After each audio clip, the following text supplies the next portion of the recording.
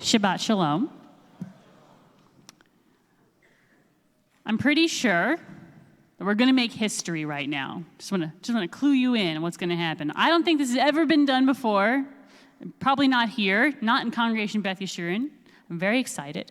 I'm going to give a one-of-a-kind Devar Torah, a one-of-a-kind sermon. Jewish sermon, it's a Devar Torah, so it's a very Jewish sermon. So it really should be rooted in like Torah or Talmud or Midrash or Halakha or one of these other things you might or might not have heard of. But I want to make history. I want to make waves. I want to talk about a saint. You know, like one of those saints. Specifically, I want to talk about a Saints' Day. I grew up in Maryland, a very Catholic state, so I know all about saints and saints' days. Every saint has a day.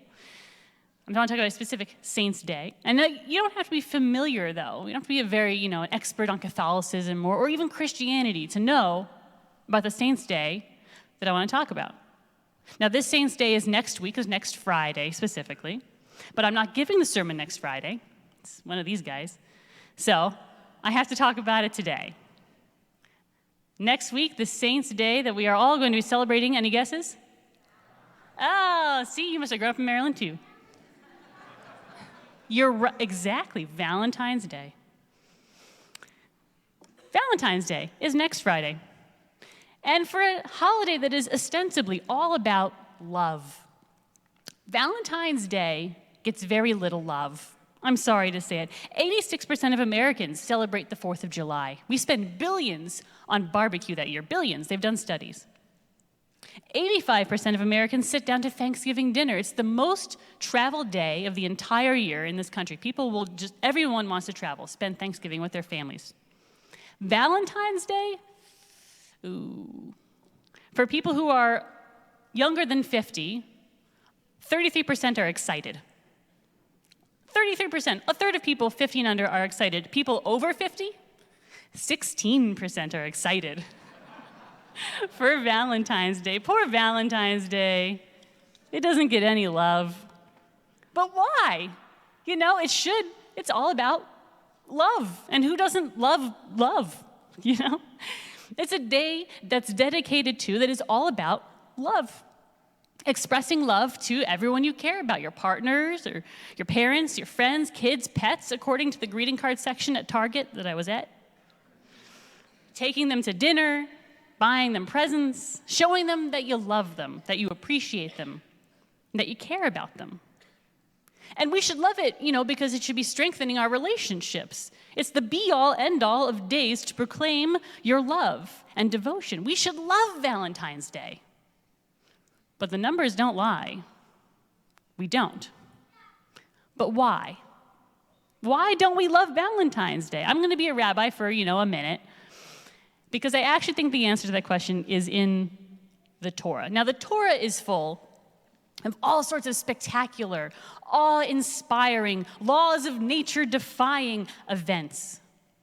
Well, we just read in the Torah, there were 10 plagues. We just finished the part of the 10 plagues. Locusts that cover the earth. A complete solar eclipse turns day into night for 3 days. Hail that falls to the earth, and as it is falling to the earth, it's on fire. Ice that's on fire. That's crazy. That's wild. That's a miracle. And the Israelites, the Egyptians, they don't take this for granted. They're like, wow, that's amazing. Wow, it's crazy. This Jewish God has brought such miracles to the earth. That's nuts. Wow, they're astounded. And the Egyptians say, okay, that's crazy, that's amazing, you should go free, you Israelites, get out of here. The Israelites, they go to the Red Sea, and God does what to the Red Sea? Parts the Red Sea. The Israelites walk on dry land through the sea with walls of water on both sides, watching the fish swim around them. Stunned, no doubt. That's amazing. Wow, what a miracle. Now, what do you think they were thinking right after? Maybe they were basking in the glory of God. Wow, God did such wonders and miracles. That would make sense, right? And maybe they were full of gratitude, like, wow, thank you, God, for the miracle of freedom. Freedom after hundreds of years of slavery. That would make sense, right? Yeah. Maybe they were just in awe, like, wow, how much does God love us and care about us to perform such miracles on our behalf? That would make sense. Well, you don't have to wonder, because the Torah tells us 2 lines after this amazing miracle, freedom, the Red Sea, wow. The Torah tells us, Vayilono kol adat b'nei Yisrael, meaning the entire Israelite community was complaining. Complaining. Not just complaining, though. They were poetically complaining because they were Jews. They said, oh, if only we had just died in Egypt, at least we would have had bread. Wow. So God hears this and sends manna, bread from the sky. And then they say, oh, God, we're so tired of this manna. We want to eat meat. At least in Egypt we had meat. We were slaves, but we had meat. So God sends all these birds for them to just, eat. And then the Israelites say, oh, we're so thirsty. We're going to die of thirst in this desert. We should have just stayed in Egypt. Oh, God. Oh, Jews. It's like we had this miracle of freedom after hundreds of years of slavery, following wonder after wonder of these 10 plagues, and the laws of nature are upside down, and then the parting of the Red Sea, and then bread falls from the sky, and then there's birds. But what have you done for us lately? The miracles were great for what they were. They were astounding. They were great standalone events. But they weren't, scandalous statement, they weren't the bedrock of a long-lasting relationship between God and the Israelites, or between God and us, quite frankly. Miracles are nice. Miracles are great. But miracles do not a relationship make. Sure, the Israelites were impressed. Fiery hail, 3-day eclipse, water into blood, yada, yada. But that is not what demonstrated God's enduring love. That had to be built up. It took years of building trust. You don't just poof, start trusting somebody. You have to grow together, lean on each other, feel secure. That's what establishes trust in a relationship. God tried to use miracles to induce a relationship. It never worked. The Israelites needed more than miracles to feel secure and safe and loved. They needed more than that to trust God. And God shows us that that's fine. God shows us that the divine relationship was worthwhile. It was worth putting in those years. God stuck with us through the desert. God helped us establish our own leadership. God was with us while we battled enemy after enemy. That's how we became the Jewish people. That's how we formed a lasting partnership with God, not with miracles, but with the decidedly unromantic but very accurate to life marathon of relationship building. It's not romantic, but that's true love. Deep, meaningful relationships built on trust, they happen because you spent so much time together, you know that this is a person that you can rely on.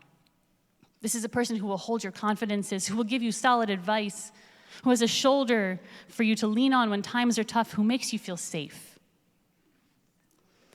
I met my husband on the first day of orientation of rabbinical school, and we got married exactly 1 year later. And I loved him then, I did. But compared to the way I love him now, after 9 years in rabbinical school and domestic and international moves and countless apartments and family health scares and a combined 3 graduate school degrees and the deaths of loved ones and the birth of our son, becoming parents, the way that I love my husband now is so beyond the way I could comprehend loving him 9 years ago. I couldn't imagine loving him as much as I do and the way that I do now. He's someone that I can rely on, who can comfort me and can hold up a mirror so I can both improve and love myself.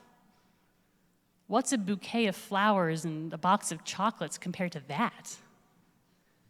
And if you think about your own life, the relationships that you have had or are in, romantic, platonic, familial, whatever, the ones that stick with you, that nourish you, that sustain you, are the ones that are built up over time. It's not instantaneous. It's a slog. It takes a while, and it's not always pretty, but it's worth it. I think Valentine's Day can be useful. I'm not a hater of Valentine's Day. We're all busy.